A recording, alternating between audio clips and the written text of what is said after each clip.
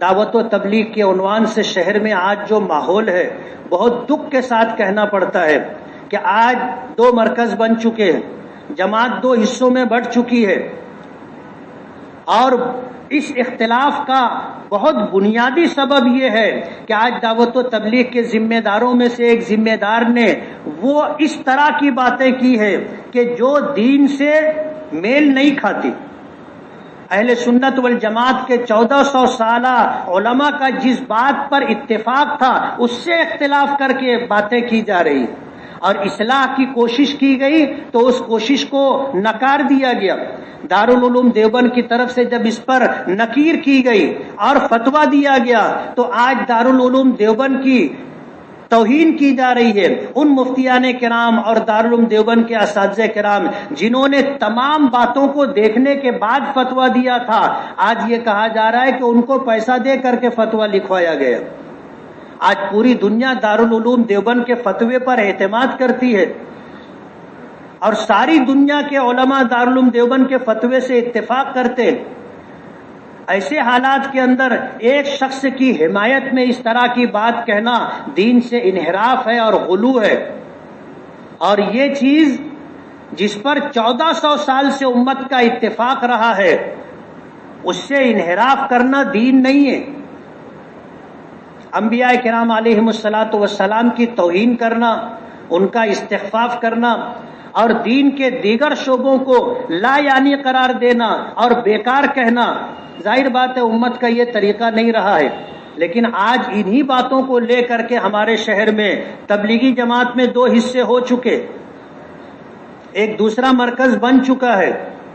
شہر کے علماء کرام اس بات کی کوشش کر رہے ہیں کہ دین سے ہٹ کر کے جو باتیں دعوت و تبلیغ میں در آئی ہیں، جو حضرت مولانا محمد الیاس صاحب رحمۃ اللہ علیہ، حضرت مولانا محمد یوسف صاحب، حضرت مولانا محمد انعام الحسن صاحب، جنہیں حضرت جی ہونے کا خطاب دیا جاتا تھا، ان کے طور طریقے سے ہٹ کر کے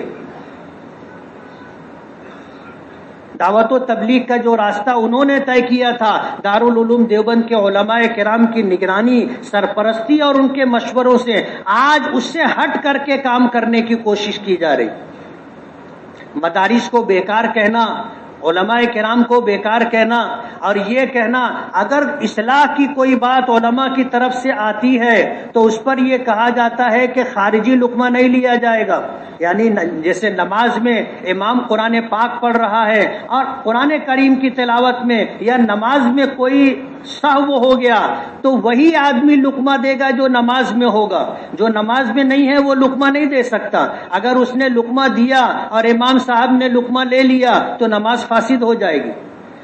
دعوت و تبلیغ میں جو خرابیاں در آئی ہیں، جب ان کی اصلاح کی علماء نے کوششیں کی تو یہ کہا جانے لگا خارجی لقمہ نہیں لیا جائے گا۔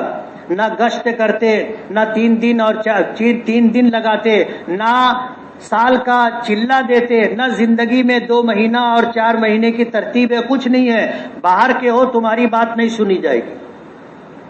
اپنے آپ کو علماء سے بھی اوپر سمجھ لینا اور علماء کی توہین کرنا، استخفاف کرنا، اس طرح کا جو طور طریقہ بڑھتا چلا جا رہا ہے، ظاہر بات ہے یہ فتنوں کی ایک شکل ہے۔ اللہ پاک پوری امت کی اس سے حفاظت فرمائے۔ آج ان حالات کے اندر جب کہ مدرسے دین کی بنیادی خدمت انجام دے رہے ہیں، دعوت و تبلیغ سے جڑے ہوئے ہمارے شہر کے لوگ بولتے ہیں مدرسوں کو چندہ مت دو۔ کچھ نوجوان جو ابھی دعوت و تبلیغ میں لگے بہت پرجوش ہو گئے۔ دارالعلوم دیوبند کا فتویٰ آنے کے بعد شہر کے جن علماء کرام نے اس فتوے پر دارالافتاء کی طرف سے تصدیق اور توثیق کی، کہتے ان کو دوڑا کر کے مارو۔ یہ وہ باتیں ہیں جو ہمارے شہر میں چل رہی ہیں۔ دکھ کی بات یہ ہے کہ ہمارا شہر مدرسوں کا، مسجدوں کا، علماء کا شہر کہلاتا ہے۔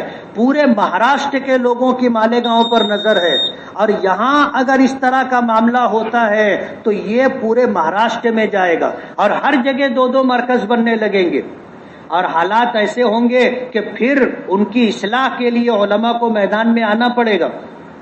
اور جس طرح باطل فرقوں کی سرکوبی کی جاتی ہے اور ان کے بطلان کو اور حق کے خلاف ان کی باتوں کو لوگوں کے سامنے کھول کر کے بیان کیا جاتا ہے، دعوت و تبلیغ میں جو خرابیاں در آئی ہیں علماء کرام مجبور ہوں گے ان باتوں کو بیان کرنے کے لیے۔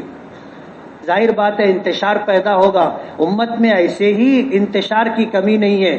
آج ہمارا دین، ہماری شریعت، ہمارا قرآن، ہمارے مدرسے، ہماری مسجدیں، ہمارے خانقاہیں، ہمارے قبرستان، ہمارے علماء اور دیندار طبقہ سب فرقہ پرستوں کی نظر میں کھٹک رہے ہیں اور ان کو ختم کرنے کی منظم سازش اور کوشش ہو رہی ہے۔ اگر ہم لوگوں کے درمیان سے اس طرح کی آواز اٹھے گی جو دین کو نقصان، مدرسوں کو نقصان پہنچانے والی ہوگی تو پھر کہاں جائیں گے لوگ؟ ایسے حالات کے اندر ذمہ داری بنتی ہے ہم لوگوں کی کہ ہم لوگ دعا کریں اور علماء کرام کی بات پر اعتماد اور بھروسہ کریں۔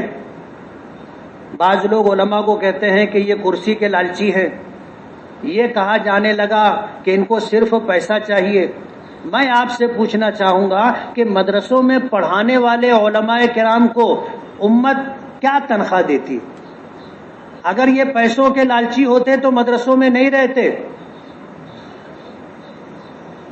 4,000 5,000 پر مہینے بھر کام کرنا کوئی نہیں کرتا۔ مسجدوں میں امامت کرنے والے ائمہ کرام کو کیا تنخواہ دی جاتی ہے؟